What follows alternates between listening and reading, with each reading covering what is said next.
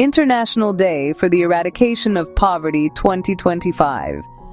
Every year, on October 17th, the world observes the International Day for the Eradication of Poverty. But 2025's theme is different. It's not just about ending poverty. It's about ending social and institutional maltreatment, about ensuring respect and effective support for families. In simple words, this year's message is clear. Don't punish poor families for being poor. Help them with dignity. Poverty isn't just about money. We often think poverty means no money, but the reality is much deeper. It's about a lack of dignity, justice, and belonging. Imagine this: a single mother working 2 jobs, trying to feed her children. She's called negligent by social workers because she leaves her kids alone while she works night shifts.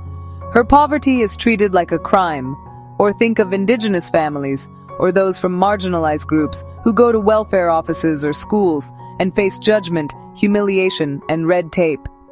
They're told they don't fit the rules. They're monitored, not supported. They're asked for endless documents, proofs, forms, home inspections, as if they're under investigation for existing in poverty. This isn't fiction. It's reality for millions. And that's what the 2025 theme highlights. That poverty is not neglect. It's a systemic failure, not a personal one. Let's be honest, in many countries, institutions meant to help the poor often control them instead. Welfare offices act like police stations. Schools label poor kids as problem children. Child protection services sometimes remove children from their families, not because of abuse, but because of financial hardship. A family loses a child not because they did something wrong, but because they are poor. This is what the UN calls social and institutional maltreatment, when poverty itself becomes a reason for punishment. And it's not just the poor who lose trust. Even the people working in these systems, teachers, social workers, officers, are stuck in outdated regulations that force them to act in ways that go against empathy and logic. Everyone ends up trapped in a system that prioritizes control over care, surveillance over support, punishment over partnership. This year, the UN urges all nations to make 3 major shifts to break this harmful cycle. 1. From control to care. The first shift is to design services that start with trust. Instead of treating people in poverty as suspects, we need systems that treat them as partners. Reduce unnecessary conditions, simplify paperwork, and focus on respectful, person-centered support. 2. From surveillance to support. Governments spend billions on monitoring and investigations, but far less on what truly helps, like income support, affordable housing, childcare, mental health care, access to justice. It's time to rebalance spending away from bureaucracy towards real support. 3. From top-down to co-created solutions. The people who live in poverty know their struggles best. Policies should not be made for them, but with them. Families should be involved in every stage, planning, budgeting, and evaluation, to ensure policies actually work in real life. When families are heard, policies become smarter, fairer, and more effective. Now, let's talk about the psychological side of poverty, something rarely discussed. Living in poverty doesn't just mean going hungry. It means facing constant judgment, being made to feel small, invisible, and ashamed. A parent unable to register their child's birth because of missing documents. A young person denied a scholarship because they don't have a permanent address. A family too scared to go to a clinic because they fear being reported to authorities. These daily experiences of injustice and dehumanization crush self-esteem and destroy hope. And once people lose trust in institutions, the path out of poverty becomes even harder. Poverty is a denial of human rights. It is not a personal failure. It is a systemic failure, a denial of dignity and human rights. When a person is deprived of basic health care, education, housing, and justice, their human rights are being violated.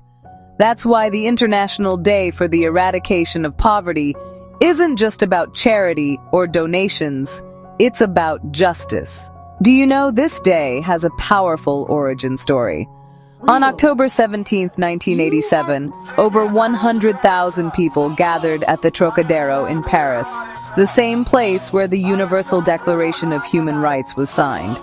They came together to honor victims of poverty, violence, and hunger. They declared that poverty is a violation of human rights. That gathering became a movement. And in 1992, through UN General Assembly, October 17th was officially recognized as the International Day for the Eradication of Poverty. Every year since, people from all walks of life have gathered to reaffirm one simple truth.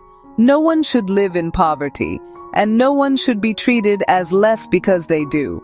The 2025 theme zeroes in on families, because family is the foundation of society. But when families live in poverty, their struggles multiply. Children drop out of school to work. Parents work impossible hours. Homes become unsafe, not because of neglect, but because of deprivation. And when institutions misunderstand poverty as neglect, families suffer double punishment, economic hardship, and emotional trauma. The goal is simple. Keep families together. Support them instead of separating them. Because almost every parent, regardless of their situation, wants the same thing, a better future for their children. So ending poverty isn't just SDG 1, it's connected to all major SDGs. SDG 2, Zero Hunger, SDG 3, Health and Well-being, SDG 4, Quality Education, SDG 5, Gender Equality, SDG 8, Decent Work and Economic Growth, SDG 10, Reduced Inequalities, SDG 16, Peace, Justice and Strong Institutions. Supporting families means making progress on all of these goals, together, not separately. And as we move toward the Second World Summit for Social Development in Doha, November 2025, the UN wants this year's theme to be a call for actionable change, not just symbolic speeches. So what does real change look like? It starts with rebuilding trust between families and institutions. Train officials to listen, not lecture. Simplify processes so people can access help easily. Redirect budgets toward preventive support rather than punishment. Encourage local participation, because families know their needs better than distant policymakers ever can. It's also about changing the narrative, from "the poor are a burden" to "the poor are experts in survival." Ending poverty is not just a policy goal, it's a moral duty. Because when families thrive, nations thrive. When institutions respect people, people begin to trust institutions again. And when we put the furthest behind first, we move closer to a world where no one is left behind. The International Day for the Eradication of Poverty, 2025, isn't just another UN event. It's a global reminder that how we treat our poorest citizens defines who we are as a society. Let's stop blaming individuals for systemic failures. Let's stop confusing poverty with neglect. Let's stop breaking families when we should be building futures. Because poverty is not a personal failure, it's our collective failure. And ending it begins with one powerful act: respect.